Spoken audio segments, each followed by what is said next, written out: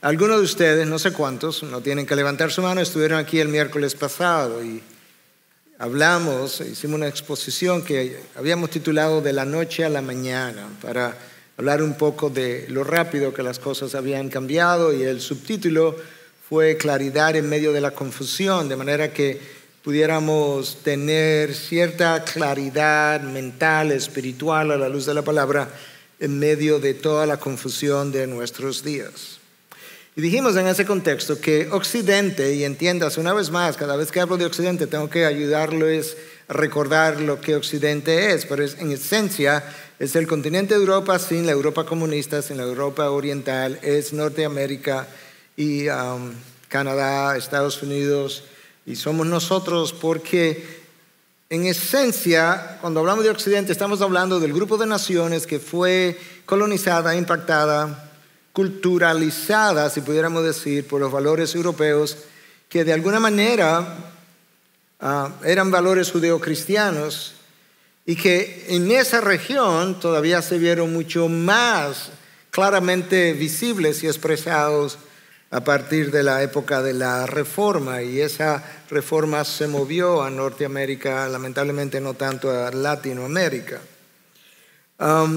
Dicho de otra manera, cuando la Reforma surgió, el mundo estaba viviendo un momento de oscuridad. Los primeros, o mejor dicho, los siglos, los 10 siglos previos a la Reforma fueron caracterizados como siglos de gran oscuridad. El Evangelio había sido ocultado, hubo poca producción literaria, poca producción intelectual, la economía había caído, todo fue afectado. Y de repente llegó la luz, llegó el Evangelio, brilló la luz de Cristo, y una vez más ahí estaba la palabra de Dios marcando el curso a seguir. Y los historiadores se han puesto de acuerdo que la revolución de la Reforma protestante ha sido la más grande revolución en términos del impacto que causara sobre culturas y naciones. Ninguna otra revolución alteró el curso de tantas naciones tan profundamente como la Reforma protestante.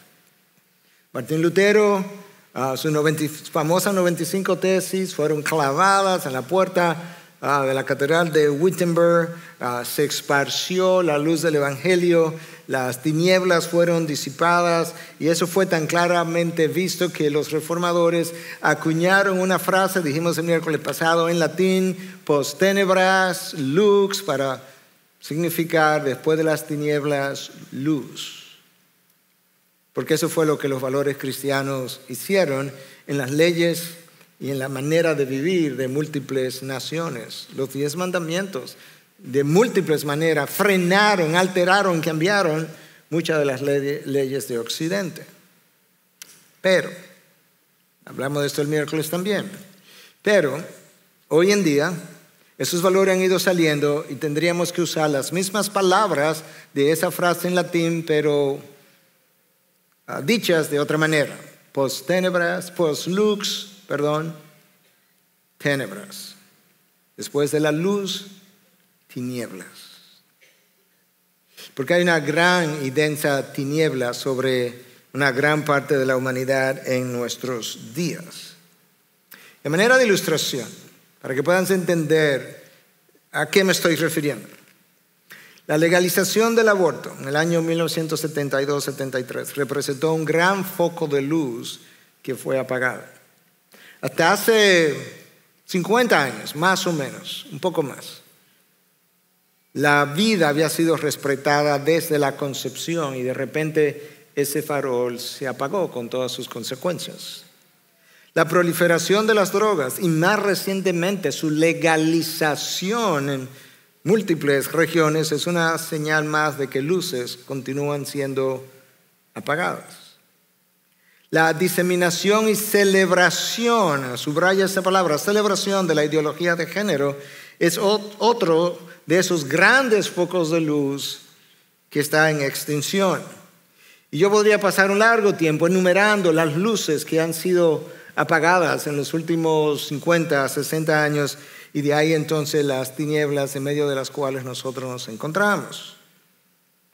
Yo menciono eso porque yo quiero usar este mensaje para darle continuidad al mensaje del miércoles, porque estaba pensando, ¿verdad? Como todavía no estamos en medio de o no hemos iniciado nuestra nueva serie de predicación, estaba pensando qué hago, cómo lo hago, por qué lo hago, y no quería simplemente traer un mensaje más desconectado. Y esta es la continuación de ese mensaje, pero yo lo voy a abordar desde otro ángulo.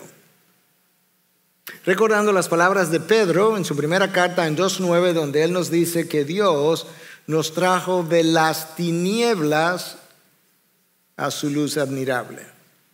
Y por eso yo he titulado entonces el mensaje de las tinieblas a su luz. De manera que ahora yo tengo una idea de dónde yo estaba, dónde me colocaron, pero yo necesito saber ahora cómo cambió esa transferencia que se hizo de mí, cómo cambió mi misión, cómo cambió mi responsabilidad, qué es lo que ahora se supone que yo haga.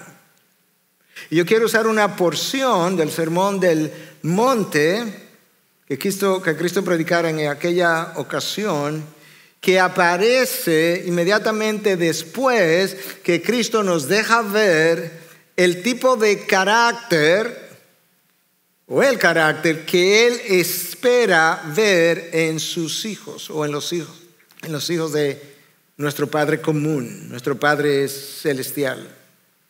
Y cuando Cristo predicó, esto fue lo que Él dijo, esto es lo que Él enseñó, que Él esperaba, Él anhelaba que aquellos de nosotros que somos hijos de Dios podamos ser pobres en espíritu, que nosotros sepamos llorar por nuestros pecados, que nosotros seamos humildes, que tengamos hambre y sed de justicia, que nosotros podamos ser misericordiosos, limpios de corazón y que podamos ser pacificadores. Las bienaventuranzas nos hablan del tipo de personas que debiéramos ser delante de Dios y delante de los hombres. No solamente delante de Dios, pero delante de los hombres, porque cuando lo somos delante de los hombres, esa manera de ser, de vivir, tiene un propósito, tiene una misión detrás. Cristo entendió que un cristiano pobre en espíritu, humilde, misericordioso, limpio de corazón, es un instrumento poderoso en las manos de Dios. Discípulos así formados están listos para su función en el mundo. Pero eso es que entiendo que no es por accidente que antes de Cristo, hablando de cuál es nuestra función en el mundo, Él definiera primero qué tipo de cristianos se supone que tengan este tipo de función. Y yo quiero entonces leer contigo del capítulo 5 de Mateo, los versículos del 13 al 16. Es un pasaje relativamente breve. Escucha atentamente, presta atención a cada palabra. Presta atención a la palabra son. Ustedes son la sal de la tierra. Pero si la sal se ha vuelto insípida, ¿con qué se hará salada otra vez? Ya no sirve para nada, sino para ser echada afuera y pisoteada por los hombres. Ustedes son la luz del mundo. Una ciudad situada sobre un monte no se puede ocultar, ni se enciende una lámpara y se pone debajo de una vasija, sino sobre el candelero y alumbra a todos los que están en la casa. Ojo, así brille la luz que está en ustedes delante de los hombres, para que vean sus buenas acciones y glorifiquen a su Padre que está en los cielos.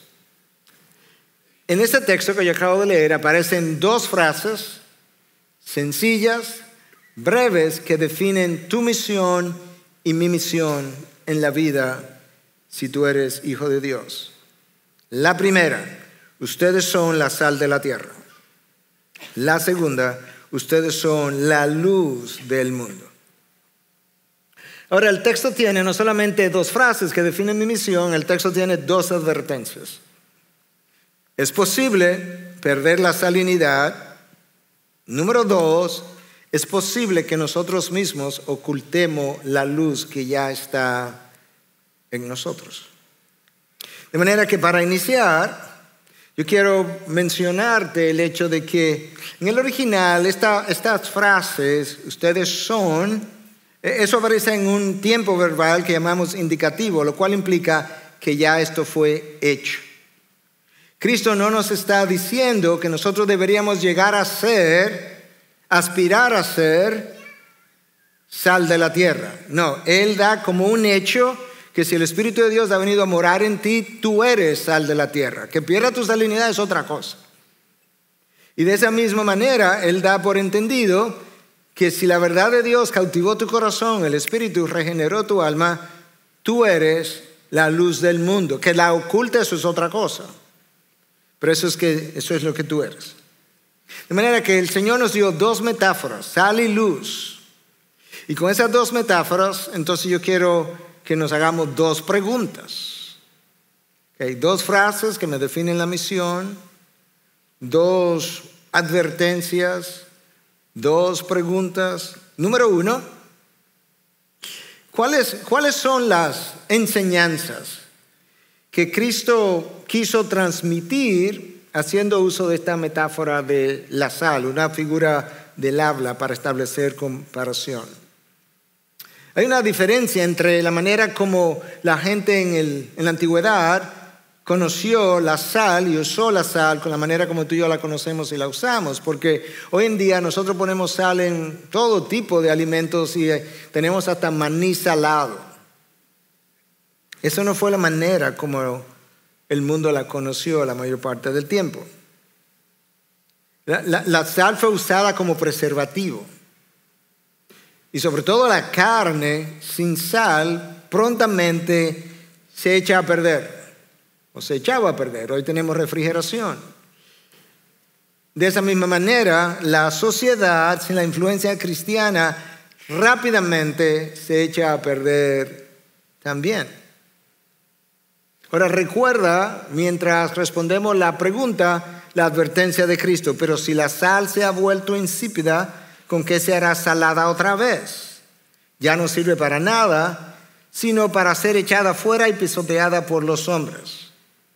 Si alguno de ustedes sabe algo de química, quizás esté pensando, bueno, es que la sal nunca pierde el hecho de ser salina, porque el cloruro de sodio eso es lo que es. Sí, eso es porque lo está pensando como nosotros conocemos la sal. Agua de mar, evaporada, sal pura, purificada, y la ponemos en la mesa y la podemos consumir. Esa no era la manera como en la antigüedad ellos conocían la sal. La sal básicamente era una roca, un pedazo de roca. Era extraída de minas. Y ese pedazo de roca venía contaminada. Y era posible que con el paso del tiempo y la caída de las aguas, pues la parte como salina de la roca pues fuera desapareciendo y lo que quedara al final fuera como esta piedra con algo de huellas de que por ahí había sal en la ocasión. Y por eso Cristo dice, ¿cómo que se va a volver salada otra vez? Ya perdió la sal. Porque era así que yo la conocía. Nosotros vivimos en una sociedad donde los antivalores son vendidos en todas las formas posibles, en todos los momentos posibles, son escuchados de todas las maneras posibles, en la televisión, en el cine, en las redes sociales, en las conversaciones, en las vallas, en las lecturas, en el vocabulario en que la gente se expresa, desde la persona con menor educación hasta hombres y mujeres de ciencia, como mencionaba el miércoles, hasta presidentes de naciones. Tú lo puedes escuchar con algunos de los vocablos más obscenos que tú pudieras pronunciar en una cultura. No importa a qué partido pertenezcan. Y quizás estamos pensando más en cosas que escuchamos del norte en esta administración como en la anterior, pero no importa. Senadores y diputados, ministros. El problema es que cuando tú estás inmerso en el mundo, hay algo de ese mundo que termina pegándose a tu mente, adheriéndose a tu mente, a tu ser. Escucha una cita de C.J. Mahaney. Él escribió varios libros, pero uno pequeñito, de tamaño, pequeñito en contenido de páginas, por así decirlo, cantidad de páginas. Se llama Worldliness, mundanalidad. El mayor peligro de la iglesia de hoy no es persecución por parte del mundo, sino seducción. Seducción. Nosotros hoy estamos hablando que la persecución va a volver, que está a la vuelta de la esquina, la gente se pone ansiosa acerca de eso. Déjame decirte algo, la persecución nunca le ha hecho daño a la iglesia. La persecución le ha hecho daño a personas, como Cristo que lo crucificaron y a Pablo que lo decapitaron. A la iglesia, lo único que la persecución ha hecho, que la ha purificado, la ha fortalecido y la ha hecho crecer. Esa es la historia de la iglesia primitiva, es la historia contemporánea de la iglesia en China, de la iglesia en Irán, probablemente las dos naciones donde la iglesia está creciendo más rápidamente, y comienzo a oír historia de Afganistán. En todas estas ocasiones y en esos lugares, la iglesia creció sin libertad de expresión y sin libertad de culto. Si Cristo necesitara que su iglesia tuviera ambas cosas, entonces Cristo es dependiente de las circunstancias de los hombres y por tanto insuficiente y por consiguiente no fuera Dios. A mí me sorprende, lo tuiteé y hoy veo que alguien más aparentemente lo puso en las redes de otra manera y me citó, creo, según lo que vi entre cultos. Pero a mí me sorprende cómo la gente, cristianos, líderes, comenzaron a hablar de que ahora que Twitter pasó a ser propiedad de Elon Musk, que ahora nosotros los cristianos podríamos expresarnos libremente, como si eso pudiera producir proliferación de la iglesia, porque honestamente, donde la iglesia mejor se ha duplicado es bajo la persecución. De ahí que C.J. decía: ese no es tu problema mayor. El problema mayor de la iglesia es cuando ella es seducida por el mundo en medio del cual ella se encuentra. Y nosotros fuimos hechos sal de la tierra. De tal forma que ya te di una manera de cómo tú pudieras pensar acerca de tu vida y la mía. Nosotros se supone que debemos contribuir a preservar la sociedad, a frenar sus avances en el sentido de la secularización. Y ahí la iglesia no ha hecho un buen rol, por lo menos en las últimas décadas. Ahora déjame darte otra idea. Yo estaba enseñando este viernes en la tarde a un grupo de pastores y líderes y me vino la idea mientras enseñaba. La sal, cuando tú la consumes, imagínate que tú comenzaras a consumir sal por las próximas 2, 3, 4 horas. ¿Qué tú piensas que va a ocurrir? Te va a volver sediento. De esa misma manera, entonces, piensa en esta metáfora. Nuestros estilos de vida, forma de ser, de servir, de entretenernos, de dirigirnos al otro, de someternos al otro, de relacionarnos uno con otro, debiera hacer sedientos a los incrédulos que quieran ahora beber de las aguas vivas de Cristo Jesús, que tú bebiste y te dieron salvación, para que Él pueda venir y tomar de las mismas aguas. Cuando Pablo le escribe a Tito en 2:10, le dice que nuestras vidas debieran ser el adorno.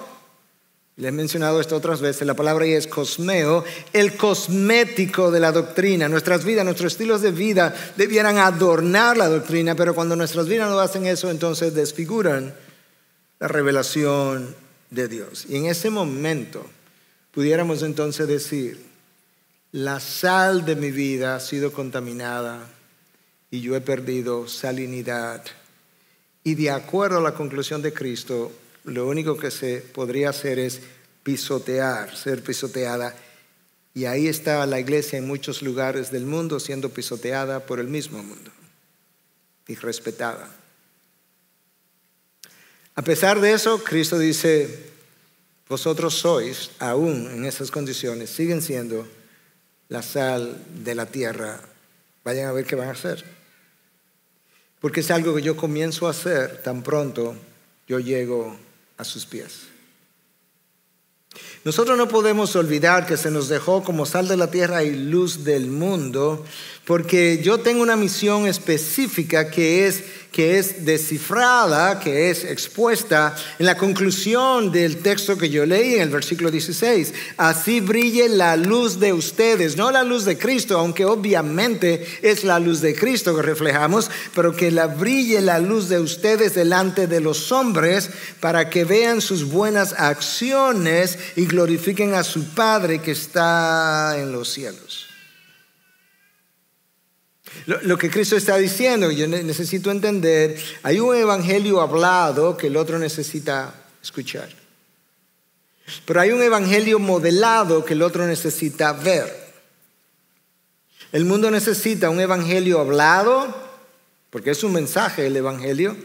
Y si es un mensaje necesita ser puesto en palabras, pero necesita ver un evangelio modelado para creer que lo que escucha con los oídos es verdad al verlo con los ojos. Ahora tengo como una mejor idea de qué cosa Cristo estaba tratando de enseñarnos a través de la metáfora de la sal, pero yo tengo que hacerme una segunda pregunta. Recuerda que teníamos dos frases, dos metáforas, dos advertencias, dos preguntas. Y esa segunda pregunta es, ¿cuál es la enseñanza que la metáfora de la luz está supuesta a enseñarnos o a comunicarnos? Bueno, yo creo que tú y yo sabemos, estamos familiarizados que Dios es identificado como el reino de la luz. Y el reino de las tinieblas es identificado como el reino de Satanás. Yo creo que tenemos eso claro. Solamente un recordatorio, de forma que el pecado y el mundo en la palabra de Dios siempre son identificados con las tinieblas. La santidad de Dios y la verdad son identificados con la luz. De hecho, cuando Cristo vino, Él dijo, yo soy la luz del mundo. Yo soy la luz del mundo y el mundo está en tinieblas que la luz brilló en las tinieblas. Eso es lo que Juan nos dice en 3:19. Y este es el juicio, que la luz vino al mundo y los hombres amaron más las tinieblas que la luz, pues sus acciones eran malas. Aquí había gran oscuridad, prendimos la luz y la gente volvió a decir, apáguenla. Amamos estar en tinieblas. Y Cristo dice, esa es la razón del juicio. Habiendo conocido la luz, habiéndola visto, la rechazaron. Yo creo que cada uno de nosotros ha tenido la oportunidad de estar en una habitación oscura, donde no hay luz. Y de repente alguien enciende la luz y automáticamente tú o tiende a hacer esto o tiende a decirle a ese alguien, apaga la luz. Esta madrugada, yo creo que fue que el Señor lo hizo para que yo lo pudiera usar de ilustración.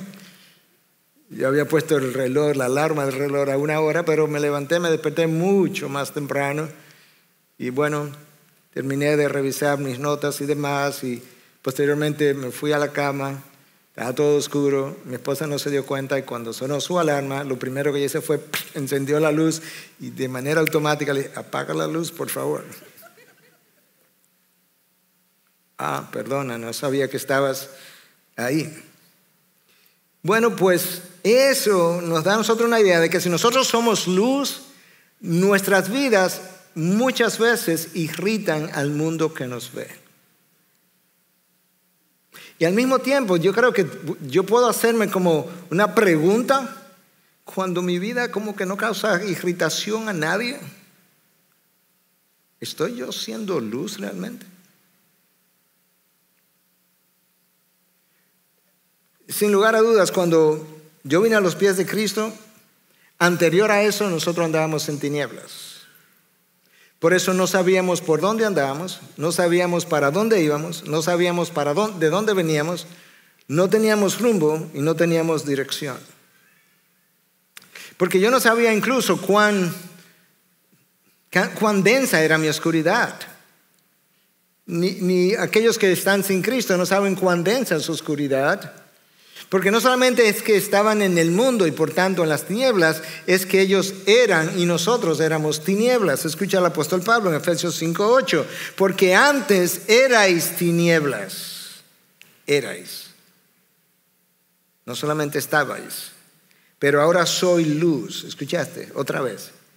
Ahora son luz. Ese es el indicativo. Y esto fue hecho en el Señor. Eso es lo que me da la luz.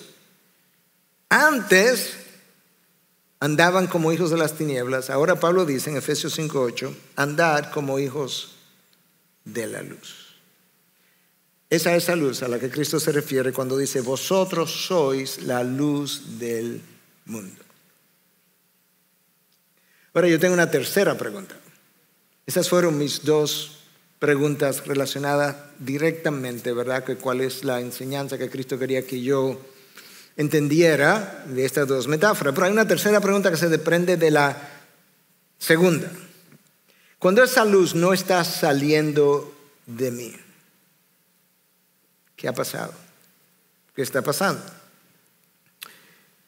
Aquellos de ustedes que son de mi edad o más o menos de mi edad, tienen como 20 o 30 años.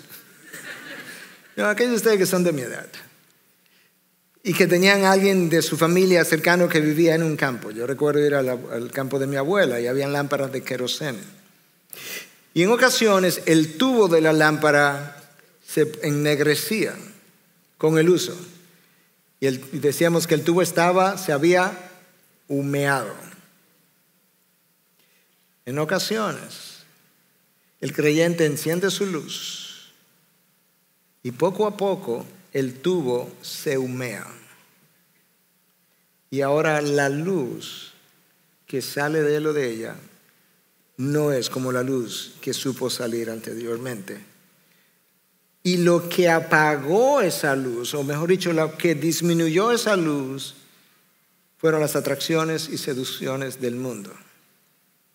Ahora, escúchame una vez más algo que yo he dicho múltiples veces. Las atracciones y seducciones del mundo, la mayoría no son de inmoralidad. Hay cosas en el mundo altamente atractivas, incluso algunas de valor, que no son inmorales, pero que cuando vienen y llenan mi vida, le quitan intensidad a mi luz y yo comienzo a perder pasión por las cosas de Dios. Y cuando eso ocurre, entonces, de la misma manera que tomamos el tubo de esa lámpara de queroseno y la limpiábamos, de esa misma manera la vida de ese hijo de Dios necesita ser limpiada. Ahora, aquellos de ustedes que tuvieron la experiencia de tener una lámpara de queroseno y verla en uso por algún tiempo, en otras ocasiones el tubo estaba limpio, pero como que no iluminaba mucho la lámpara. ¿Cuál era el problema? La mecha. ¿Y qué le había pasado a la mecha? Se había quemado arriba. Y ahora no había tanta mecha para arder. Y entonces, ¿qué había que hacer? Había que darle a esta bolita al lado para que la mecha saliera, cortarla. Y aquí hay gente que se está riendo. Y luego volverla a encender y de repente, sea la luz.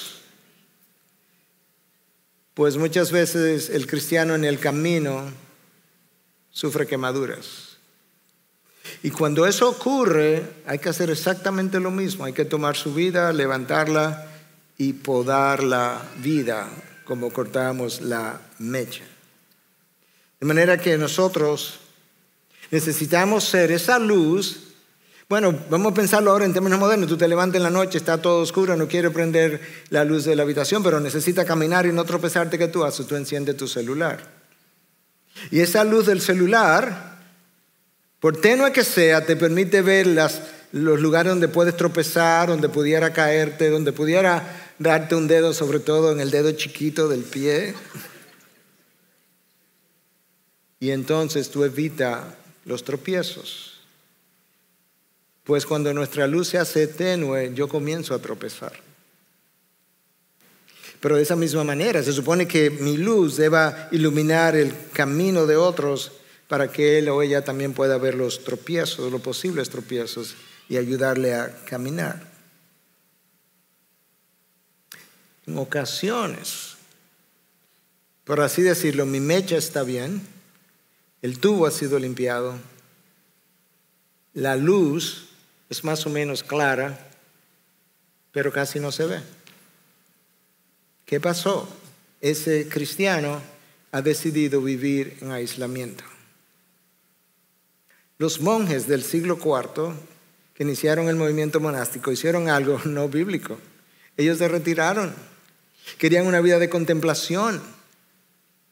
Ellos pensaron erróneamente que el pecado estaba en la sociedad, se retiraron de la sociedad y descubrieron ahí adentro que cuando entraron se llevaron el pecado con ellos, porque está en el corazón de los hombres. Esa es la razón por la que Cristo, cuando tuvo una conversación con su Padre íntima, horas antes de irse, donde Él quería no solamente de manera genuina orar por nosotros, pero quería también que los discípulos que quedaran pudieran haber escuchado y hoy leído lo que Él oró y cómo Él oró a su Padre en relación a nuestra misión y a esto que estoy hablando. Esa es la razón por la que Él oró de esta manera en Juan 17, esa conversación intertrinitaria. Escucha lo que Cristo le dice al Padre: ya no estoy en el mundo, o sea, ya yo me voy. Ya Él está de ahí, va a ser apresado, de manera que en el mundo no iba a estar. Ya yo no estoy en el mundo. Me retiré esta noche aquí en el aposento alto, de aquí al jardín, no estaba en el mundo, del jardín a la cruz, pero ellos sí están en el mundo. Y yo voy a ti, Padre. Yo voy a ti, Padre Santo, guárdalos en tu nombre. Yo voy a pasar un momento de inactividad como de 1 o 3 días. Guárdalos en tu nombre, el nombre que me has dado, para que sean uno, así como nosotros somos uno. Este fue el versículo 11, versículo 14. Yo les he dado tu palabra y el mundo los ha odiado porque no son del mundo, como tampoco yo soy del mundo. ¿Ok? Ya los seleccionamos, ellos no son del mundo. Yo tampoco soy. Yo no estoy en el mundo, pero ellos sí. No te ruego que los saques del mundo, sino que los guardes del maligno. Ellos no son del mundo, como tampoco yo soy del mundo. Por segunda vez. Santifícalos en la verdad. Tu palabra es verdad. Escucha. Como tú me enviaste al mundo, yo también los he enviado al mundo. Cristo no los retiró a monasterios. No. Yo vine al mundo. Yo fui empoderado por el Espíritu, ungido por el Espíritu en el Jordán. Por eso yo lo estoy enviando al mundo y lo estoy haciendo de la misma manera que yo fui enviado. Por eso es que les voy a decir un poquito más adelante, les voy a decir: no salgan de Jerusalén hasta que no reciban poder de lo alto, poder del Espíritu, y entonces serán mi testigo en Jerusalén, en Samaria, en Judea y hasta los confines de la tierra. Y aquí estamos nosotros siendo parte de los confines de la tierra. De manera que nosotros fuimos enviados al mundo bajo la dirección del Espíritu, en dependencia del Espíritu, de la misma manera que Cristo fue enviado al mundo. De forma que Cristo estaba orando de una manera particular, con una implicación particular de que nosotros fuimos dejados en la sociedad como instrumentos de transformación. Cristo nos estaría diciendo hoy en día: sé un José. Fue un José que vivió en una sociedad tan corrupta, en medio de un imperio tan corrupto como el imperio egipcio, y vivió de una manera que iluminó la corte del rey hasta tal punto que después de haber sido apresado erróneamente, injustamente, el rey reconoció: aquí hay luz en este muchacho, lo mandó a llamar, se constituyó en la mano derecha del rey y a través de su vida se preservó la nación de Israel. El Señor pudiera estar diciendo: sea un Daniel. Daniel, yo te quiero en la corte del rey. Pero el del rey de Babilonia, de otro imperio corrupto y inmoral, sí. Yo quiero que brilles ahí, en medio de esa corte impresionantemente oscura. Pero tú necesitas vivir de tal forma, Daniel, que tu vida le sea atractiva al rey, de tal manera que el rey, en el momento en que te veas que caíste presa de una trampa, fuiste echado al foso de los leones, que el rey incluso no pudo dormir y que al otro día tan pronto la luz del alba salió, el rey fue a ver: Daniela, ¿cómo estás? El Dios a quien tú sirves preservó tu vida. Yo quiero saber si la luz que yo vi todavía está encendida, Daniel. ¿Tú estás ahí? Y de ahí en adelante es que Daniel verdaderamente es todavía más usado en la corte del rey. Sea un José, sea un Daniel, sea una Esther. Algunas estaban pensando sobre el pastor y nosotras, no, sea una Esther, cuya influencia fue usada por Dios para preservar exactamente la misma nación que Dios preservó a través de un José. Hermanos, la realidad es que Dios puede hacer lo que Él quiera, sin nosotros, y hacerlo mejor. Pero en su sabiduría y en su providencia, Dios determinó que fuera de las cosas milagrosas que Él hace, todo lo iba a hacer por medio de nosotros, los seres humanos que somos llamados hijos de Él. Ahora tenemos que recordar algo. Y es que el ser sal y luz en los tres casos anteriores, José, Daniel, Esther, que yo mencioné, todo salió bien, pero frecuentemente las cosas no salen tan bien ni para la sal ni para la luz. Porque cuando Cristo vino y dijo yo soy la sal del mundo, trataron de apagarlo y lo crucificaron en un madero. Pero de ahí en adelante fue que Él brilló de verdad. Porque el mundo frecuentemente termina odiándonos. Porque como no somos del mundo, pero estamos en el mundo y nuestra vida irrita al mundo, pues esa es la causa de que nos odian. ¿Escuchaste el texto que te leí de Juan 7:14? Yo les he dado tu palabra y el mundo los ha odiado. ¿Tú notaste la conexión entre recibir su palabra y recibir el odio del mundo? Es como es. Cristo hoy continúa siendo la luz de la humanidad. Y hoy Él continúa siendo odiado por algunos. Otros que no lo odian lo ignoran. Y otros que lo ignoran, algunos los ignoran a propósito. Y otros lo ignoran cuando no obedecen sus mandamientos. De manera que hay una ignorancia activa, yo le llamaría. Le estoy llamando a esto una ignorancia activa que quizás se la pudiéramos atribuir al ateo, al escéptico, y una ignorancia pasiva de aquellos que se identifican como creyentes pero no viven lo que creen. Nosotros somos la sal de la tierra, la luz del mundo, independientemente de las consecuencias que eso nos pueda traer. Pablo fue sal y luz y lo decapitaron. Otros fueron tirados a las fieras, otros fueron quemados en la hoguera. Eso es parte de llenar nuestra misión. Escucha el comentario de Sinclair Ferguson en su libro, en su tratado sobre el Sermón del Monte y este texto en particular. Dice, la verdadera iglesia es demasiado diferente para que el mundo la tolere. El aumento de la tolerancia de la iglesia por parte del mundo no habla bien de parte de nosotros. Frecuentemente es que nos hemos secularizado o hemos ido en su dirección. El mundo ve el reino de los cielos como una amenaza a sus propias formas y por tanto busca destruirlo. Eso es el mundo. Porque no podemos olvidar que Cristo dijo, ustedes son la luz del mundo y la sal de la tierra. La iglesia no puede ser columna y sostén de la verdad, como nosotros leemos en la primera carta de Pablo a Timoteo en 2:15. No podemos ser columna y sostén de la verdad y creernos que no somos instrumento de transformación a la sociedad. Eso es lo que implica ser columna y sostén de la verdad. Cuando la iglesia anda mal, la sociedad anda mal. Porque la iglesia, o mejor dicho, la sociedad, en esos casos se quedó sin luz. No tiene luz, no tiene dirección. No tiene estabilidad, no tiene punto de referencia, que es frecuentemente como ha estado recientemente. No tiene en quién creer. Y peor aún, cuando la iglesia anda mal, el mundo que está allá afuera deja de creer en Dios porque ha confundido a la iglesia con Dios. Y esas dos cosas no son las mismas. Pero esa responsabilidad está sobre nosotros. Cuando nosotros le hayamos dado una mala reputación a Dios hasta el punto que el mundo que está allá afuera, que debe creer en Dios, que tú quieres evangelizar, ha decidido no creer por lo que ha visto en la iglesia de Cristo. Pero por otro lado, cuando la iglesia hace su rol de columna y sostén de la verdad y brilla, escucha lo que Pablo le dice a los filipenses que ocurre. Pablo le dice en 2:15 de Filipenses que nosotros entonces parecemos luminares brillando en medio de una generación torcida y perversa.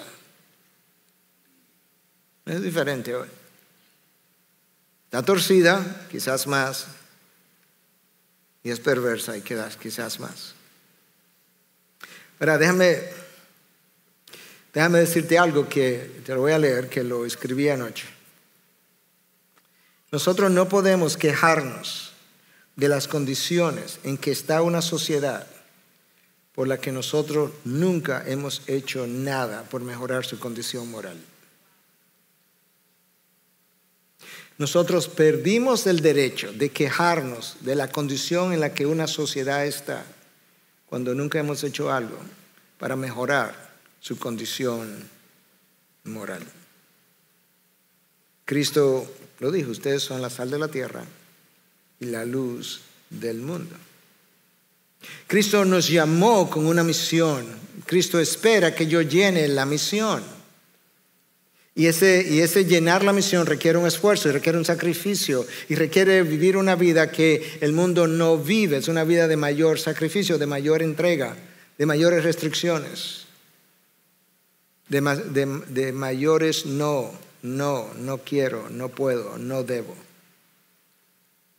Déjame contarte esta historia a manera de ilustración. Juan Calvino llegó a Ginebra en 1536. Cuando llegó a Ginebra, llegó con la intención de pasar una noche.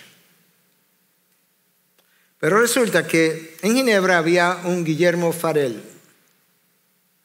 Y Guillermo Farel era el protestante de mayor influencia en Ginebra en ese momento. Estaba luchando por enseñar la fe cristiana en medio de una sociedad decadente, tan inmoral en el momento, o similar a la inmoralidad que vemos en nuestros días. Y Guillermo Farel decidió que yo tengo que ir a visitar a Calvino, quien tenía 27 años.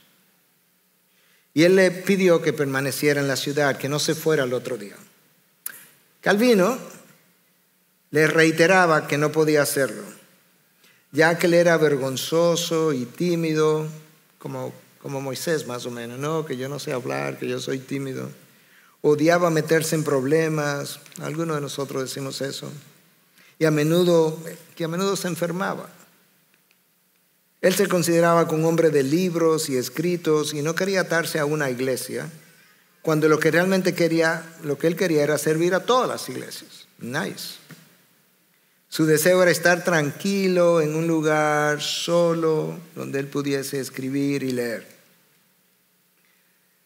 Guillermo Farel se acercó y le dijo con voz de trueno: que Dios maldiga tu descanso y la tranquilidad que buscas para estudiar, si ante una necesidad tan grande te retiras y te niegas a prestar socorro y ayuda. Wow. Calvino escribió más tarde, cito: estas palabras me confrontaron y me quebrantaron. Sentí como si Dios hubiera puesto sobre mí su poderosa mano para detenerme. Estaba tan lleno de terror. Presta atención a esta palabra, porque eso no es una palabra ordinaria. Él no dice tan lleno de temor ni de miedo, no, de terror, que desistí del viaje que había comenzado. Y Calvino fue la sal y la luz de Ginebra hasta verla transformada. Ninguna ciudad, en ningún momento de la historia cristiana, ha visto la transformación que Ginebra vio. Yo no sé cuáles serían las palabras de Guillermo Farel para la iglesia de hoy en día. Suponte que estemos todos reunidos, no solamente la iglesia, todas las iglesias reunidas, y que Guillermo Farel estuviera entre nosotros. Yo no sé lo que él nos diría, pero yo puedo especular. Yo creo que él pudiera recordarnos que los tiempos que estamos viviendo no son tiempos ni para sentirnos cómodos. Si yo, mi familia, mi iglesia estamos bien, muy agradecido de Dios porque yo estoy en una buena iglesia. Mi familia, mis hijos son creyentes. y yo estoy muy bien y mi matrimonio está bien. No, ahí afuera hay un mundo que se está perdiendo sin Cristo, que no tiene luz, que no tiene dirección, que no tiene brújula, que no tiene consolación, que no sabe qué hacer, no sabe para dónde ir, no sabe de dónde viene, que tiene su destino en juego. Y la verdad es que muchos de nosotros somos tímidos, así me figuraba yo en el pasado. Y no creo que nos guste estar en problemas. A mí no me gusta estar en problemas todavía, como Calvino pensó. Y si son como yo, a algunos de nosotros nos gustaría dedicarnos a leer, a estudiar, a meditar, a rumiar, como quería hacerlo Calvino. Y otros preferiríamos la comodidad y el descanso. Pero yo estoy aquí para recordarte que Cristo no dijo, vosotros sois la pasividad del mundo. Ni vosotros sois la meditación y la escritura del mundo. Ni vosotros sois el descanso del mundo. Recuerda que Cristo dijo, venid a mí todos los que estáis cansados y cargados. ¿Tú estás cansado? Cristo es tu solución. ¿Estás cargado? Cristo es tu solución. Para aquellos que nos gusta la comodidad. No. Hermano, escúchame, en Cristo, enfatiza esa palabra, nosotros somos la única esperanza, no la mejor, no la primera, la única esperanza. Claro, en Cristo somos la única esperanza que el mundo tiene para que llegue a conocer su evangelio de redención, para la liberación de pecado, para levantar al mundo de su condenación y que pueda disfrutar de vida eterna. La única esperanza.